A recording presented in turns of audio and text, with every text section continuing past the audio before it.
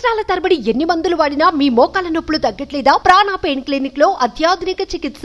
BRS MLC కవిత bail petition పై తెలంగాణ రాష్ట్రంతో పాటు దేశవ్యాప్తంగా ఉత్కంఠ నెలకొంది. కవితకు బెయిల్ వస్తుందా రాదా అనే అంశంపై సర్వత్రా ఉత్కంఠ నెలకొంది. ఈ నేపథ్యంలో కవిత బెయిల్ పిటిషన్ పై నేడు సుప్రీంకోర్టు విచారణ జరపనున్నారు. అయితే ఇప్పటికే Delhi liquor scam, CBI, ED కేసుల్లో బెయిల్ కోసం సుప్రీంకోర్టును కవిత ఆశ్రయించారు.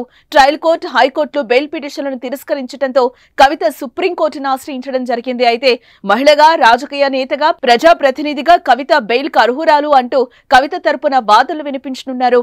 కవిత బెయిల్ పిటిషన్ పై justice BR Gavai, justice Viswanathan ధర్మాసనం విచారణ జరపనుంది.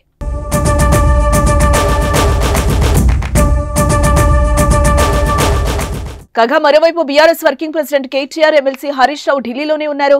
వీరితో పాటు 20 మంది బీఆర్ఎస్ ఎమ్మెల్యేలు, పార్టీకి చెందిన కీలక నేతలను ఢిల్లీకి తీసుకెళ్లారు. అయితే ఢిల్లీ లిక్కర్ పాలసీ కేసులో కేటీఆర్ సోదరి ఎమ్మెల్సీ కవిత బెయిల్ పిటిషన్ పై సుప్రీంకోర్టు ఇవాళ తుది తీర్పు వెలువరించనుంది.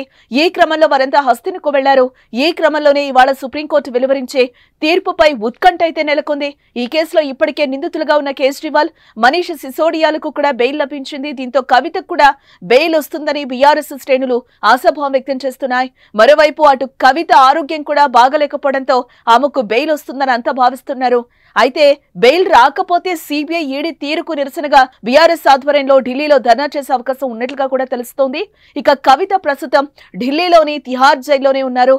మద్యం కుంభకోణానికి సంబంధించిన సిబిఐ, ఈడీ కేసులో సుమారు 6 నెలలుగా తిహార్ జైల్లోనే ఉన్నారు కవిత.